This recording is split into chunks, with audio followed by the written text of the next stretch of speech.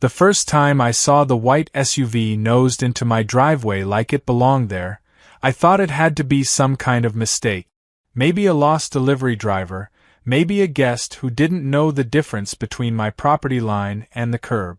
But when I knocked on the door next door, the door swung open to reveal Karen, our self-appointed queen of the neighborhood, and she crossed her arms with that smug tilt of her chin.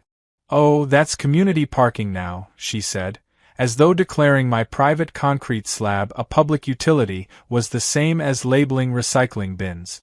I laughed, because what else do you do when reality takes a vacation? But she didn't laugh. She just adjusted her oversized sunglasses and said, "You should be proud to help out. Not everyone has space." That was the moment I realized this wasn't going to be a one-time inconvenience. It was the beginning of a war. I'd moved into this house 6 months earlier. I bought it specifically because it had a wide driveway and a double garage. After years of apartment complexes and parallel parking nightmares, the idea of pulling straight in, shutting the garage, and not circling blocks like a shark had been part of the dream. That driveway was not just concrete. It was freedom. But to Karen, apparently, it was a blank check. By the next weekend, there were 3 cars parked across the bottom half, boxing me in like I lived inside a corral. When I knocked again, Karen stepped out with her clipboard, the one she carried everywhere like it was an extension of her personality. "We had a vote," she said. "The association agreed that your driveway would serve as overflow parking. We'll be polite about it." She actually said that. Polite. As if trapping me in my own garage was neighborly etiquette. The absurdity of it was almost funny. Almost. Until Monday morning, when I had to leave for work and there was a battered minivan across my exit.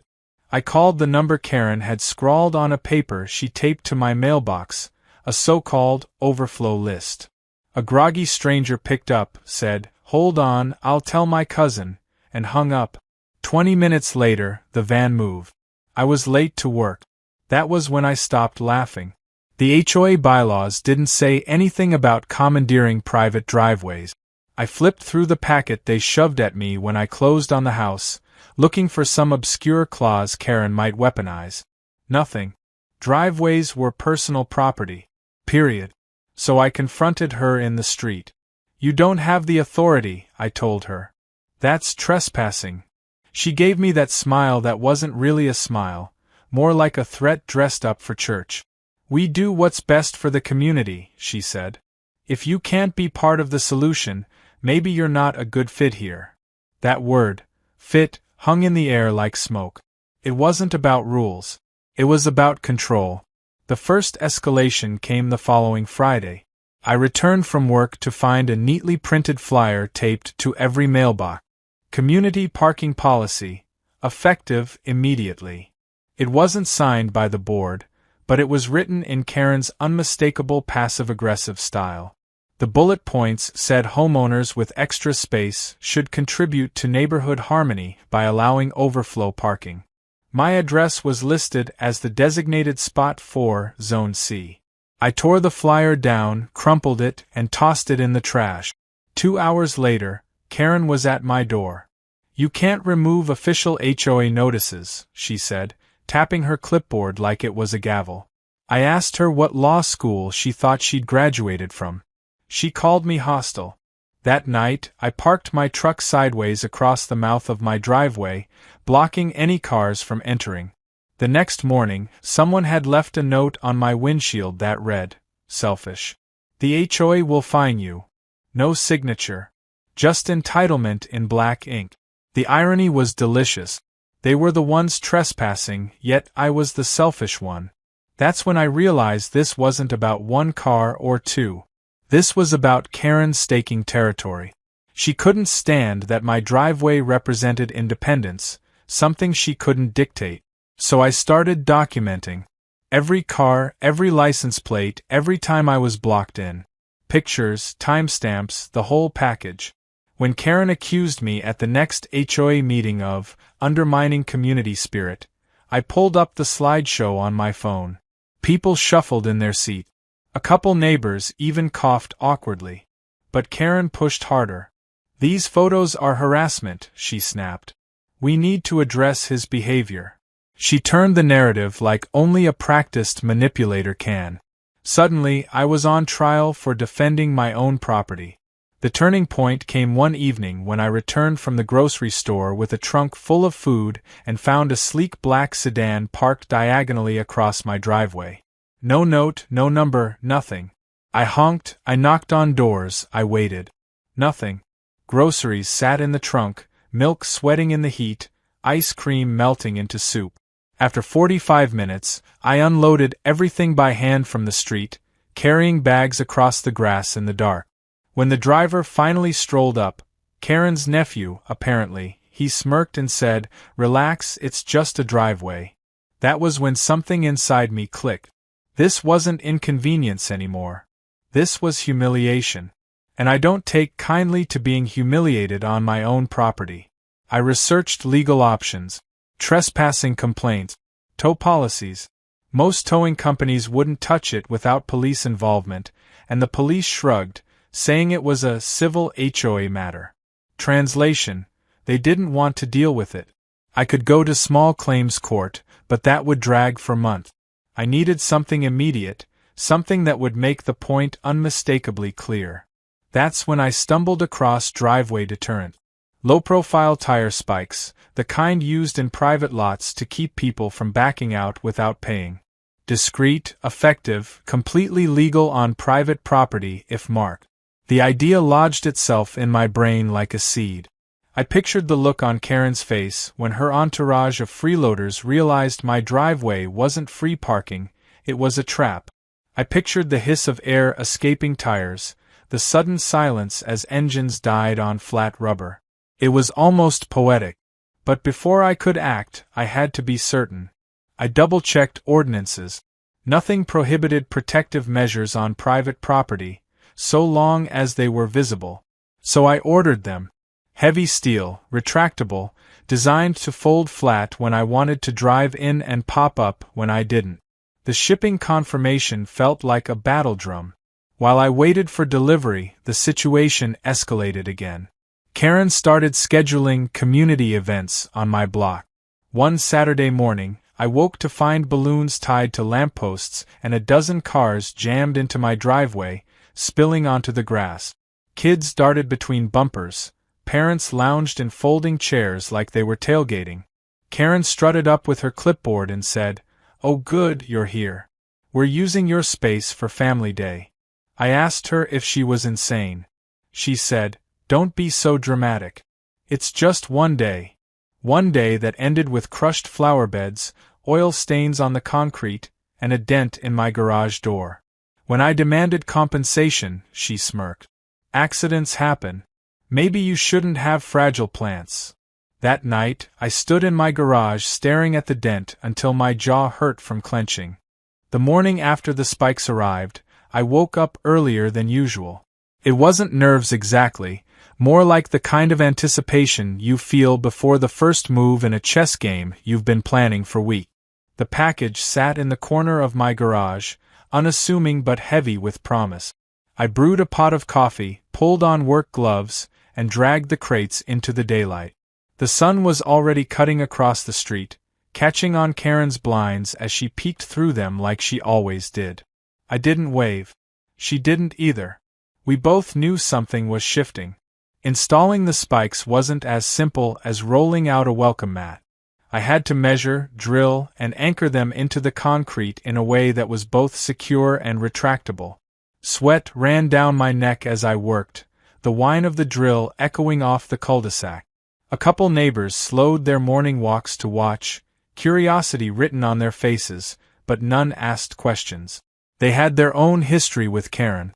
Some even gave me a nod, the kind men exchange when they recognize a quiet act of rebellion. I didn't explain.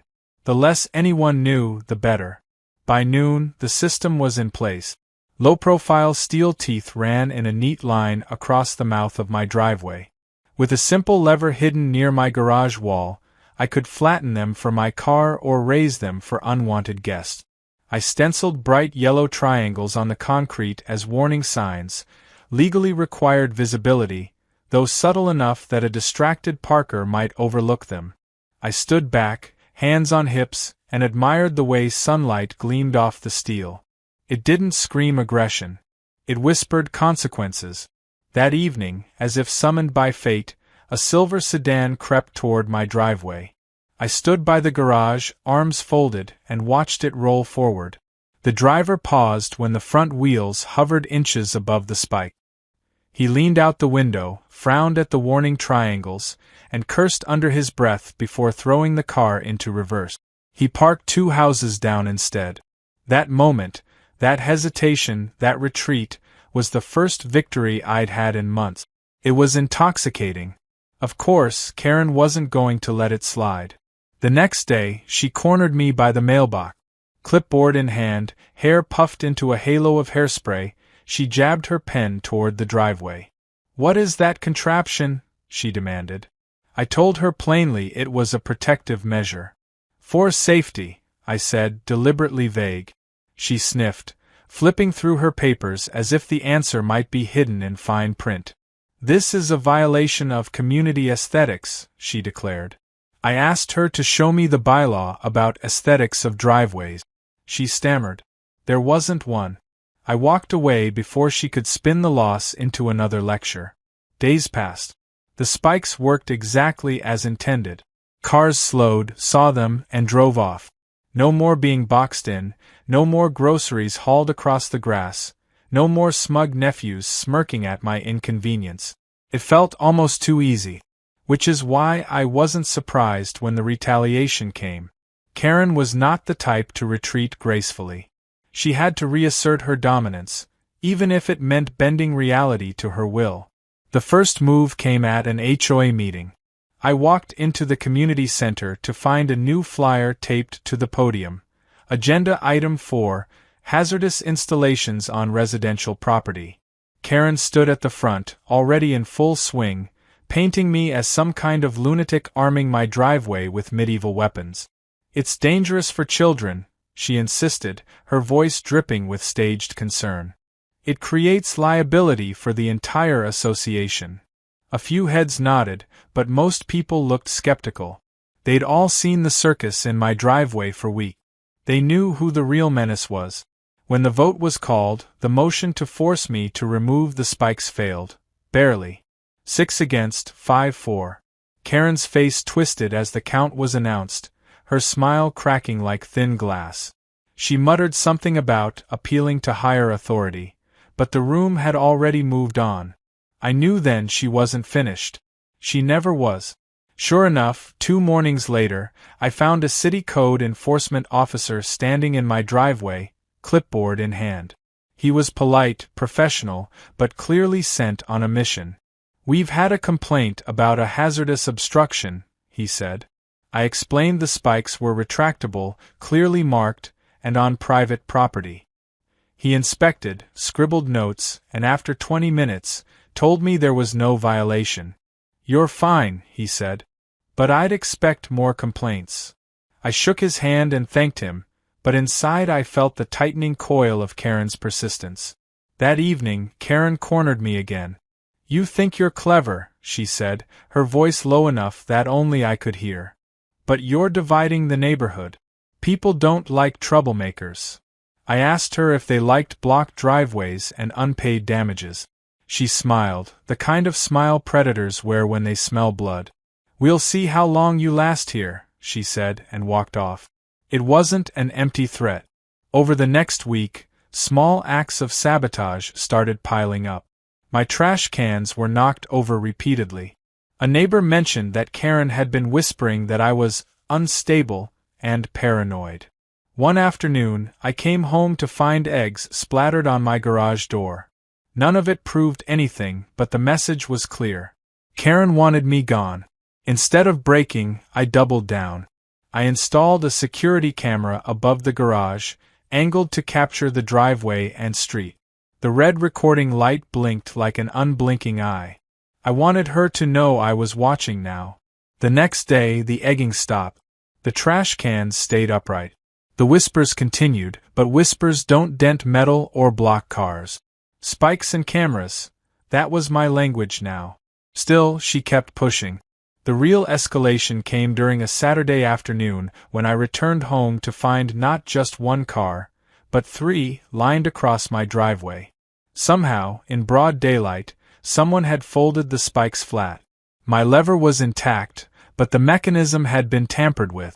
I stood there staring at the cars, rage crawling up my spine.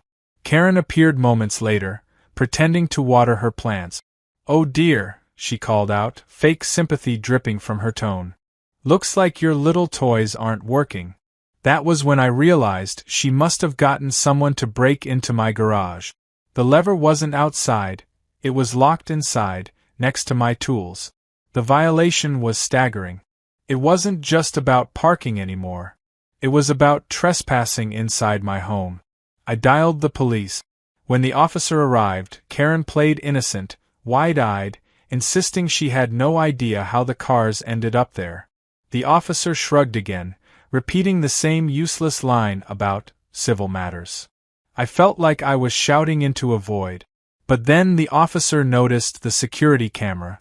I pulled up the feed on my phone, and there it was, a grainy but unmistakable shot of Karen's nephew slipping into my garage door after fiddling with the lock, followed by him waving the cars in like some kind of twisted valet. The officer's eyebrows shot up. Suddenly it wasn't a civil matter anymore.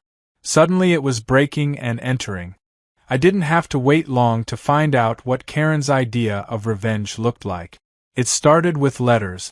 Not official notices from the HOA board, because she no longer had the votes to carry a motion, but thin envelopes slid under my door, tucked into my mailbox, even left under my windshield wiper. Each one carried the same message in different variations. Complaints about my aggressive measures, warnings that I was alienating the neighborhood, threats that fines would accumulate if I didn't comply. None of them were signed. The handwriting varied, but the tone was unmistakably hers, self-righteous, shrill, dripping with entitlement. It was her way of trying to create the illusion of consensus, as if the whole neighborhood had turned against me when, in reality, most people were enjoying the quiet that my spikes had finally restored. For a week, I tossed the letters in a shoebox in my garage, half amused, half irritated. But by the second week, the campaign escalated. I came home one evening to find a "for sale" sign hammered into my front yard. Not mine, of course. It was a cheap knockoff, flimsy plastic, but the implication was clear. She wanted the neighborhood to believe I was leaving. A couple of curious neighbors stopped by, asking if it was true. I told them it wasn't, and one of them chuckled and muttered, "Figures, it's Karen." But I didn't laugh. This wasn't just pettiness anymore. It was a smear campaign. She was trying to make me into the outsider, the unstable one, the cancer in her perfect little community. I decided to lean into my strategy of documentation. Every letter, every fake notice, every petty act went into a new folder. Karen wore Exhibit B. The first folder, Exhibit A, already had photos of blocked cars and videos of trespassing. Now I was building a second case, one brick at a time. I didn't know yet if I'd use it in court, in a complaint to the city, or maybe even in a lawsuit, but I knew better than to fight her with anger alone. She thrived on that. What she couldn't fight was evidence. Then came the garbage incident. One morning, I stepped outside to the stench of rot. My trash cans, which I had neatly left at the curb the night before, had been dragged halfway up my driveway and overturned. Raw chicken packaging, spoiled milk cartons, coffee grounds, all of it smeared across my concrete like a crime scene. And right in the middle of it was a printed sign, laminated no less, that read, "This is what happens when you divide the community." I stared at it for a long time, not because I was shocked but because I couldn't believe the level of effort. She had laminated the threat. Who laminates their petty revenge? I scrubbed the driveway, gagging on the smell, and mounted a second camera, this one aimed directly at the curb. That night, I sat in my living room with the feed streaming on my phone. At 2 a.m, the motion alert pinged. There she was. Karen, in her ridiculous pink robe, hair in rollers, sneaking up the street with a black trash bag. She yanked open my can and dumped it inside, then scurried off into the dark like a raccoon. I clipped the footage, saved it, and went back to bed with the strange satisfaction of knowing her arrogance had outpaced her common sense. The next day, I didn't confront her. That was the part that drove her crazy. She expected shouting, accusations, drama. Instead, I smiled, waved, and said nothing. She shifted uncomfortably, her eyes narrowing behind those oversized sunglasses. She knew I knew, and that I wasn't playing the game on her terms. That silence was my weapon. But silence only fueled her desperation. The following weekend, I noticed an unusual number of cars parked along the street. More than usual, more than even a family gathering would require. I soon realized why. Karen was hosting what she called a special HOA meeting. Only it wasn't in the community center like usual. It was on her lawn. Rows of folding chairs, pitchers of lemonade, stacks of flyers. And in the middle of it, a giant poster board with my house printed on it, blown up from a satellite image, spikes highlighted in red like some kind of criminal evidence. I stayed inside at first, watching from the upstairs window as neighbors shuffled uncomfortably in their seat. Karen launched into a speech, her voice carrying across the cul-de-sac. She accused me of creating a hostile environment, endangering children, and turning the neighborhood into a war zone. She even held up the laminated sign from the garbage incident, claiming she had found it near my property. That was her fatal mistake. She was trying to frame me with her own handiwork. I stepped outside then, calm as ever, holding my phone. Funny thing about accusations, I said loudly enough for the crowd to hear, they look different when you see them on video. I tapped the screen, and the footage of her dumping trash rolled across my phone speaker. The crowd gasped, a ripple of whispers breaking through her speech. Karen froze, color rising in her cheek. "That's taken out of context," she shrieked, but the damage was done. Half the audience stood up and walked away, shaking their heads. The Queen's Court was crumbling. But Karen wasn't finished. That night, she filed an official complaint with the city, claiming my spikes violated safety codes and created a hazard for emergency vehicles. The next morning, a fire marshal knocked on my door. He was polite like the code officer before him, but thorough. He inspected the spikes, tested the retraction mechanism, checked the warning paint. After an hour, he shook my hand. "Everything looks compliant," he said. "She's wasting your time." But as he left, he added, "Document everything. Someone like that doesn't give up easy." His words proved prophetic. Within days, I noticed new faces in the neighborhood, strangers walking slowly past my house, snapping photos, muttering into their phones. It didn't take long to figure out what Karen had done. She had hired an attorney. Or at least she wanted people to think she had. Rumors spread that a lawsuit was coming, that I'd be forced to remove the spikes and pay damages for stress inflicted on the community. Neighbors whispered, kids stared, and for the first time, I felt the weight of isolation pressing in. She wasn't winning, but she was wearing me down. One evening, as I sat in the garage flipping through my growing pile of evidence, I caught myself wondering if it was worth it. If maybe selling the house and moving somewhere quiet would be easier. But then I thought of the melted ice cream in the trunk that night, of the dent in my garage door, of the smug look on her nephew's face. No. This wasn't just about concrete anymore. This was about principle. Karen didn't just want my driveway. She wanted control. And if I gave in, she'd take more, until there was nothing left. So I doubled down again. I expanded my camera system, added motion-activated lights, and set up a hidden trail camera in the bushes across the street to capture wide-angle shots of anyone approaching my house. If Karen wanted to escalate, she'd find I was more than ready. I wasn't angry anymore. I was patient, calm, focused. She was playing checkers. I was playing chess. It started with a knock at the door on a Tuesday morning, sharp and deliberate, the kind that doesn't belong to a neighbor borrowing sugar or a kid selling cookies. When I opened it, 2 uniformed police officers stood on the porch. One of them was holding a folded sheet of paper. My stomach sank even before he spoke. "We've received a noise complaint and allegations of harassment," he said. I raised an eyebrow. The street was quiet enough to hear birdsong. I hadn't so much as mowed the lawn that morning. But Karen was standing across the street, arms folded, her phone held up like she was filming a reality show. I invited the officers inside, showed them my setup. Quiet house, cameras rolling, no speakers, no parties, nothing. I explained how my cameras had caught my neighbor trespassing multiple times, how I had documented months of harassment. To their credit, the officers were professional. They asked a few questions, jotted notes, and left without issuing any citation. But Karen didn't care about the outcome.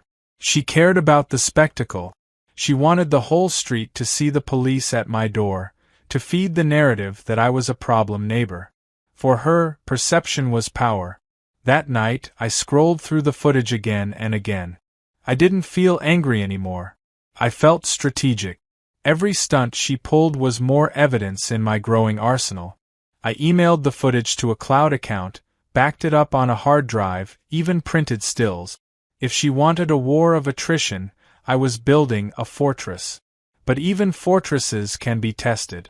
The next escalation came 2 days later. I woke up to the sound of clanging metal. When I rushed outside, I found 2 contractors in reflective vests tearing into the corner of my driveway with power tools. A small truck with Neighborhood Improvements Initiative magnetized to the side was parked at the curb. Karen was there, clipboard in hand, directing them like she was some kind of general. "We're widening the community path," she declared when I demanded an explanation. "It's an HOA-approved project." My jaw tightened. They were literally cutting into my concrete. I demanded proof. No permits, no board approval, no signatures. Just Karen's voice, loud and insistent, claiming she had consensus. I called the police again. This time, the officers sided with me immediately. The contractors were ordered to stop, their tools confiscated until the dispute was resolved. They packed up quickly, muttering apologies. Karen tried to protest, but one of the officers threatened her with charges for unauthorized construction. Her face went pale, though she tried to cover it with indignation. "You're dividing this neighborhood," she hissed at me as the truck pulled away. By now, even the most neutral neighbors were starting to see the truth. Her antics weren't about community, they were about control. Some stopped by to quietly voice their support, telling me they were tired of being bossed around. But they weren't brave enough to say it publicly. Karen had ruled this block with fear for years, and fear doesn't vanish overnight. I couldn't blame them, but I could use it. Every ally, silent or not, was another crack in her armor. One evening, as I took out the trash, my next-door neighbor, a quiet man named Alan, approached me. He spoke softly, like he was afraid of being overheard. "I've got copies of emails," he said. "Karen's been writing to the board behind everyone's back, claiming we all support her. We don't. If you ever need it, I'll back you up." He slipped a USB drive into my hand like it was contraband. Inside were threads of emails where Karen exaggerated support, twisted words, and even forged signatures. It was dynamite. I thanked him, told him to keep his head down. This wasn't just my fight anymore, it was bigger. The Real explosion came on a Sunday afternoon. I had just finished washing my truck when I noticed a tow truck idling at the end of the street. The driver looked uncertain, flipping through paperwork. Karen was right beside him, pointing furiously at my driveway. "That one," she kept saying. I walked up calmly, drying my hands on a rag. "What's the problem?" The driver frowned. "Got a call about an abandoned vehicle blocking community access." I laughed, but not out of humor. My truck was spotless, legally registered, and parked squarely on my own property. I showed him the registration, pointed to the cameras, and explained the situation. The driver's frown deepened. He muttered something about not wanting to get involved in neighbor wars, climbed back in his cab, and drove off. Karen screamed after him, her voice cracking, insisting he was neglecting his duty. He ignored her. That moment was a turning point. She wasn't just stretching the rules anymore, she was fabricating emergencies. And that made her dangerous. I filed a formal harassment report with the police, attaching every piece of evidence I had. The letters, the trash footage, the fake for-sale stunt, the contractors, the tow attempt. The officer at the station looked exhausted just listening to it all. "This is escalating fast," he admitted. "If it continues, you might want to consider a restraining order." The idea lodged in my brain. Restraining order. It had a nice ring to it.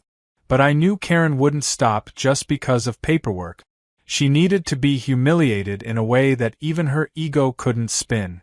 The chance came sooner than expected. The HOA announced its annual community barbecue, an event Karen usually treated like her coronation. Flyers promised food, music, games, the works. Normally, I would have avoided it, but this time, I saw an opportunity.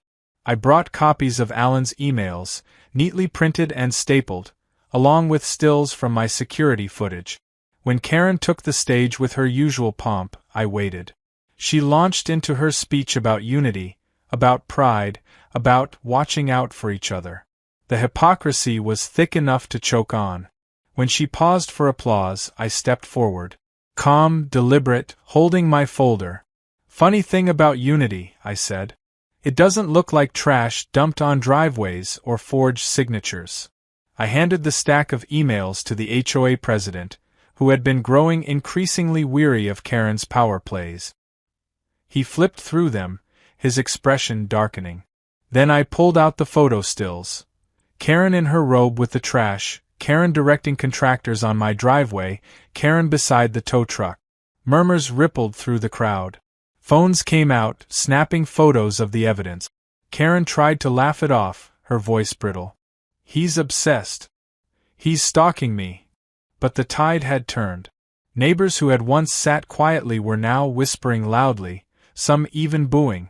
The HOA president cleared his throat, called for order, and announced that an emergency vote would be scheduled to reconsider Karen's position on the board.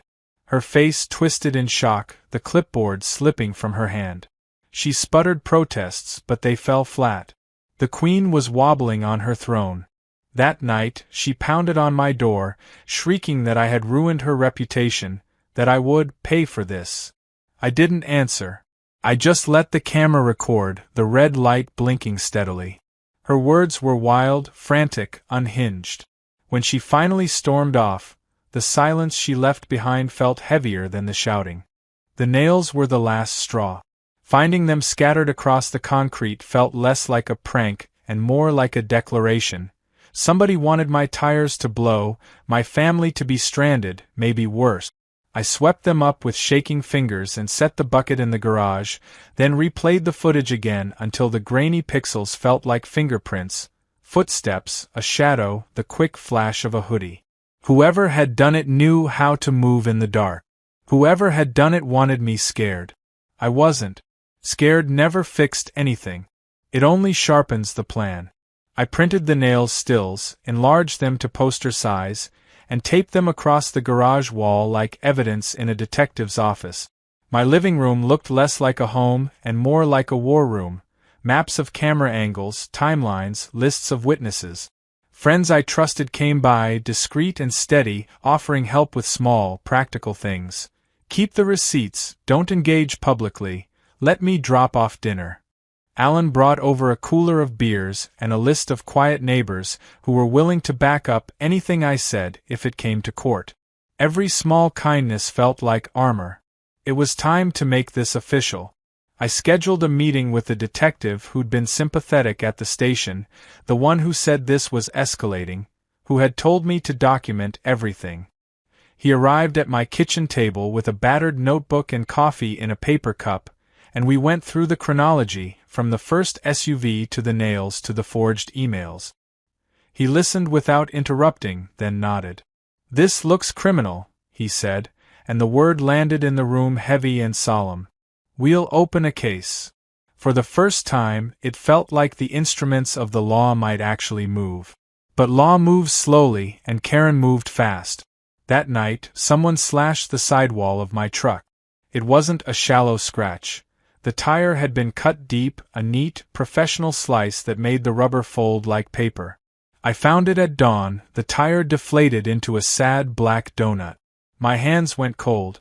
Whoever had done this wasn't playing games anymore. They were escalating in ways that could cause real harm. I called the detective, who arrived within the hour, flashlight bobbing, shoes squeaking on the driveway. He took photographs, fingerprints, the whole shebang. There was a small smear of mud on the rim, a trace of fabric caught in the cut, nothing conclusive yet, but enough to keep him interested. When neighbors started offering to drive me places, I felt both grateful and guilty. I didn't want them dragged into this, but I also knew that solidarity had quickly become the thing Karen feared most. She ran on isolation. Her power came from convincing people she was the only one who cared enough to maintain order. If they stood together, loud and tangible, her throne would wobble. That fact shaped the next, quieter phase of my plan. This wasn't about traps or revenge. It was about reclaiming the narrative, the community, and making sure evidence, hard, undeniable, followed every claim. I started hosting small get-togethers. A morning coffee for the cul-de-sac, a casual barbecue where nobody felt obliged to listen to Karen's speeches. I made sure people signed in, just a simple sheet with names and times. It was almost silly how mundane it felt, how harmless. But the sign-ins created normalcy, a record, a steady drumbeat that countered the drama. People came because I made it easy and pleasant, not because I asked for loyalty. They brought potato salad and stories about other neighbors who had been bullied by Karen in the past. Each story added context, created a mosaic of patterns. And then I did something I'd resisted because it felt theatrical. I called a neighborhood meeting and asked the HOA president to chair it. I wanted a public forum where allegations could be heard and evidence presented. Some neighbors were nervous. What if Karen turned it into another performance? What if she accused me of harassment again? I told them calmly that silence had allowed the situation to grow, and evidence needed a hearing. The president agreed, perhaps more out of exhaustion than leadership, and the date was set. I printed copies of Alan's emails, the trash footage, the contractor debacle, the tow truck incident, the nails, the slashed tire stills. Each printout felt heavy in my hands like proof you can't argue with. When the meeting day arrived, the cul-de-sac buzzed with a different kind of electricity, not the jittery, anxious buzz of fear, but a steady, confident hum. Neighbors filed in, not in support of me per se, but in support of a fair process. Karen stood at the edge like a queen waiting for a court to coronate her, but her usual crowd was thinner. I set up the laptop and walked them through the timeline, keeping my voice flat and precise. I didn't try to inflame or gloat. I let the footage speak. I let the emails and the photos and the dates and the times form an argument that even the most charitable observer couldn't ignore. Midway through the presentation, Karen tried to interrupt. Her voice rose, high and frantic, but the room had already shifted. People that had once avoided eye contact now met her gaze, and the looks were not sympathetic. "We all want a peaceful neighborhood," one elderly woman said, and then she told a story about how Karen had called the police on her when she left a ladder at the curb. Another neighbor stood and recounted how Karen had pressured him into repainting his mailbox even though it was fine. One by one, the small accounts piled up until they looked less like anecdotes and more like a pattern of coercion and control. When I finished, the HOA president cleared his throat and announced an emergency vote to remove Karen from her committee roles pending investigation. It wasn't an expulsion, those things require paperwork and legal steps, but it was a public rebuke, a formal cooling off. Karen's face flushed crimson. She sputtered about defamation, about how I was conspiring to destroy her life. But the room was not persuaded. The vote passed by a comfortable margin. The relief in the air felt almost sweet. People smiled, tentative at first, then broader. The neighborhood had reclaimed itself. I should have felt victorious. Instead, a quiet dread settled in my gut. She'd been pushed and humiliated, yes, but humiliation can make people dangerous in ways that are unpredictable. The detective called that afternoon with a small update. The mud smear on the rim matched a pair of boots linked to Karen's nephew. DNA testing would take time, but this was the kind of lead that could change a harassment complaint into criminal charges. I slept poorly that night, not because I feared for my safety, but because I feared for what vindication might require of me. Court dates, depositions, the public airing of months of petty, vindictive behavior. I wanted the neighborhood back without dragging anyone, my family, my friends, through a public soap opera. And then the truck arrived. Not mine, not Karen's, but the city's heavy-duty sweeper that rolled down the street at dawn and hummed away, nibbling up the last traces of nails, dirt, and rumors. It was a small thing, but as I watched it pass, I felt a curtain fall. The cul-de-sac was cleaner, literally and figuratively. People waved at the operator, and neighbors exchanged small talk. The normal ebb of life restarted. It was fragile, of course. Nothing here had been fragile when it started. It had been a solid, unapologetic greed for control. But normalcy was a muscle, and we'd started exercising it again. The week after the emergency vote felt like standing in the eye of a hurricane. The air was unnervingly still, the streets clean, the usual background hum of conflict absent. Karen didn't storm my porch, didn't call the police, didn't send more letters. For the first time in months, I walked out of my house without the tension in my shoulders that had become second nature. But that calm didn't fool me. Karen had been publicly humiliated, stripped of her authority, and exposed for the manipulator she was. Someone like her didn't retreat quietly. She regrouped. I knew it. Everyone knew it. The question was how big her final swing would be.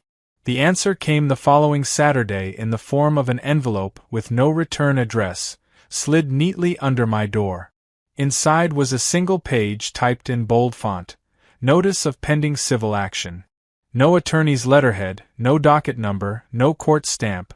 Just a dramatic title followed by accusations of defamation, property damage, emotional distress, and half a dozen other legal buzzwords.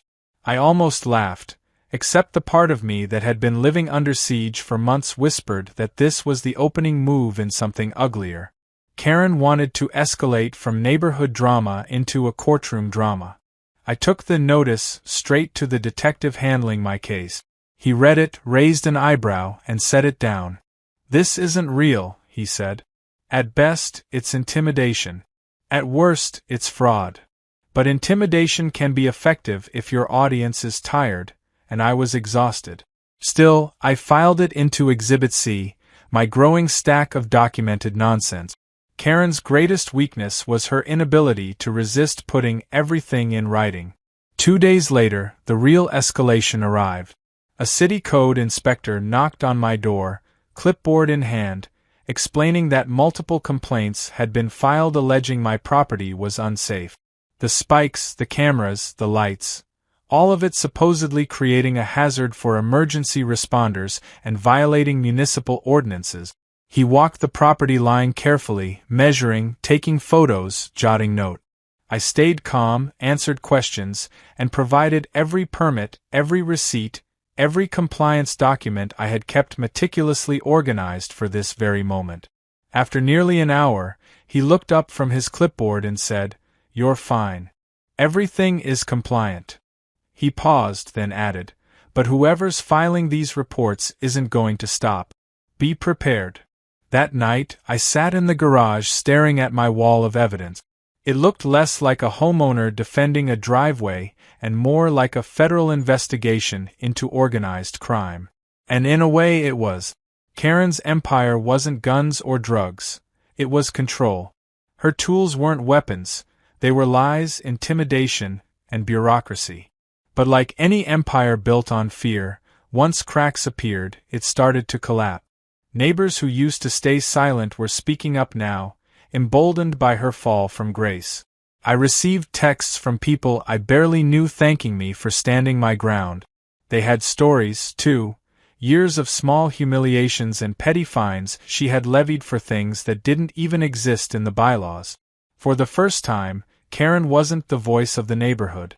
She was the echo of its worst instincts, and people were finally recognizing it. Still, she wasn't finished. The very next morning, I woke to the sound of shouting outside.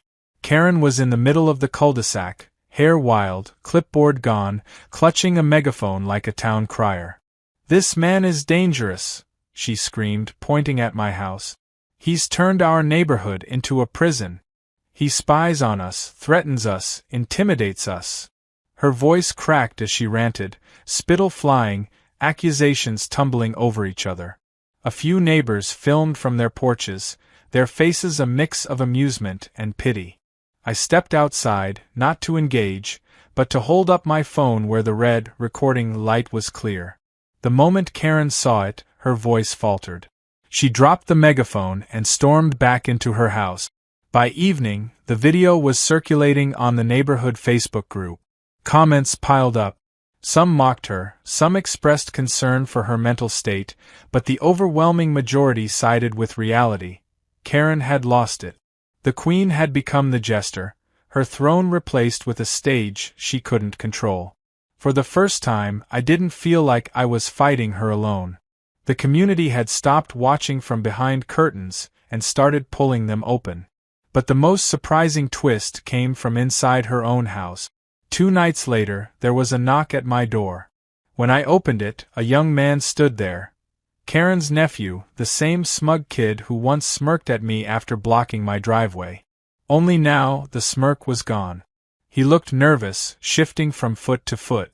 "Can I talk to you?" he asked. Against my better judgment, I let him in. He sat at my kitchen table and told me he was done being her errand boy. He admitted to parking in my driveway at her direction, tampering with my spikes, even scattering the nails. But the slashed tire? He swore that wasn't him. He said Karen had gotten more erratic, more paranoid, yelling at family, insisting everyone was conspiring against her. "She's going to burn the whole place down just to win," he muttered, eyes downcast. He slid a USB stick across the table. "Emails, recordings. Proof she planned all this. I'm done covering for her." Then he stood, thanked me quietly, and left. I stared at the USB like it was a live grenade. When I finally plugged it in, what I found was staggering. Emails to fake addresses, drafts of anonymous complaints, even a recorded voice memo where Karen rehearsed accusations about me being unstable and dangerous. It wasn't just pettiness anymore. It was obsession. An obsession leaves fingerprints. I forwarded everything to the detective, who called me within hours. "This changes things," he said. "With this, we can push for harassment and possibly fraud charges. You might want to consider pressing forward legally." The words hung in the air like a verdict. Pressing forward legally meant courtrooms, testimonies, dragging the entire neighborhood into the mess. It meant winning decisively but also prolonging the war. I wasn't sure I wanted that. But then I thought of the nails, the slashed tire, the humiliation she had tried to rain down on me and everyone else. Maybe closure required the kind of finality only a courtroom could deliver. The neighborhood meeting that month was the most crowded I'd ever seen. Word of Karen's meltdown, her nephew's defection, and the looming investigation had spread. The HOA president announced formally that Karen was suspended from all board duties pending the outcome of the legal process. She wasn't present. Her blinds stayed drawn, her driveway empty. The silence from her house was deafening. Some said she had gone to stay with relatives, others that she was hiding from embarrassment. Whatever the truth, the absence was palpable. For the first time in a long while, the cul-de-sac breathed easy. Kids played in the street without being scolded. Neighbors chatted at mailboxes without looking over their shoulders. Life resumed. The letter with those 5 words didn't leave my mind for days. I kept it on the counter, folded and unfolded it, stared at the shaky pen strokes until they felt like scratches carved directly into my nerves. "You haven't won yet. Watch. A bluff? A warning? Or just Karen's inability to surrender? I'd seen her cling to illusions of power long past their expiration date, but this was different. The tone wasn't defiant, it was desperate. And desperate people don't play by rules, they lash out. The neighborhood was still basking in the novelty of peace. Kids played basketball in driveways, people waved at each other during evening walks. The HOA president actually looked relaxed at the last meeting. They thought it was over, that Karen had been dethroned for good. But I knew better. I'd seen the look in her eyes too many times, the way she fed on attention like oxygen. If silence had settled, she was choking on it. The letter was proof. 3 nights later, I woke to the sound of metal scraping against metal. My heart kicked hard, the kind of adrenaline surge that makes your skin tingle. I grabbed my phone and opened the live camera feed. On screen, shadows moved near my garage. 2 figures crouched by my truck, one fumbling with the door handle while the other stood lookout. Their faces were obscured by hoods, but the posture, the twitchy impatience, it screamed amateur. I hit record, then dialed the detective's direct line. By the time the police arrived, the would-be thieves had bolted, leaving behind a crowbar and a half-broken lockpick. The footage was clear enough. One of them was Karen's nephew again, dragged back into her orbit despite his attempt at escape. The second figure, taller, heavier, was harder to identify, but the timing, the location, and the fact they'd chosen my garage left little doubt who had orchestrated it. Karen had escalated from harassment to sabotage to attempted break-ins. The detective's face was grim as he bagged the crowbar. "This is more than harassment now," he said. "This is criminal. We'll bring it forward." His tone was steady, but I caught the flicker in his eyes, concern. Not just for evidence, but for me. I had become the focus of Karen's obsession, and obsession has no ceiling. The next morning, the cul-de-sac buzzed with rumors. Some had seen the flashing police lights, others whispered about attempted theft. Karen's blinds stayed shut, but I imagined her pacing behind them, waiting for the moment her version of the story could twist into the light. Except this time, she had no version left. The cameras, the crowbar, the nephew, it was all too tangible. Neighbors weren't whispering about me anymore. They were whispering about her, about whether she had finally crossed the line from nuisance into danger. A week later, the summons arrived. Not for me, for her. Charges of criminal trespass, vandalism, conspiracy to commit burglary. The nephew, faced with clear evidence and already rattled by his own conscience, cut a deal and gave a statement. In his words, Karen had promised to take the neighborhood back, if he helped her, teach me a lesson.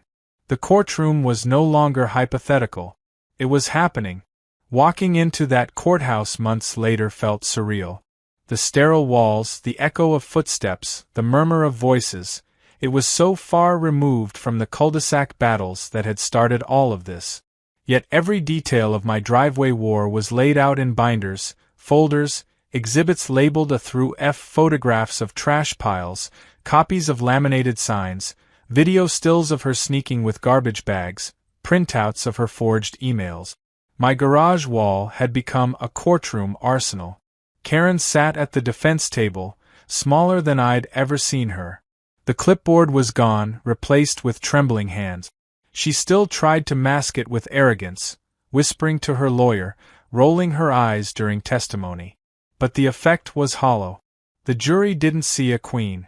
They saw a neighbor who had spun a community into chaos for the sake of control. I testified calmly, just as I had lived the ordeal. I described each escalation, not with anger but with precision. I let the evidence carry the weight. The prosecution rolled the footage from my cameras. The trash dumping, the contractor stunt, the driveway carnival, the nephew sneaking into my garage. Each clip felt like a nail driven into the coffin of her credibility. The defense tried to paint me as obsessive, a man with too many cameras, too many folders. But obsession is easy to defend when it's framed as protection. Wouldn't you document if you were being harassed? I asked the jury, and their nods told me the answer. The trial stretched days into weeks. Neighbors testified, some reluctantly, some with pent-up relief. Alan brought his emails. The elderly woman told her latter story. The man with the mailbox spoke about pressure and fines. Each voice added to the chorus until the pattern was undeniable. Karen wasn't a victim. She was a tyrant whose tools had finally failed her. When the verdict came, it wasn't surprising. Guilty on trespass. Guilty on vandalism. Not guilty on the burglary conspiracy. Too thin for proof beyond doubt, but enough to shatter her myth of invincibility. The sentence wasn't prison. It was probation, fines, mandatory community service. But the real punishment wasn't written in the court's order. It was written in the silence that followed her home. No more clipboard, no more flyers, no more declarations of community property. She had lost the only thing she ever valued: control. The neighborhood began to heal. Slowly, awkwardly, but surely. People painted fences without fear of citations. Kids rode bikes without being scolded for safety violations. The HOA meetings, once Karen's stage, became mundane discussions about landscaping and snowplows. Boring never felt so good. My spikes stayed in the driveway, gleaming quietly in the sunlight, not as weapons anymore but as reminders. Boundaries matter. I didn't gloat. Victory didn't taste like fireworks. It tasted like quiet mornings with coffee, like uninterrupted afternoons working on my truck, like evenings where neighbors stopped by just to chat. Karen still lived there, tucked inside her house, blinds drawn.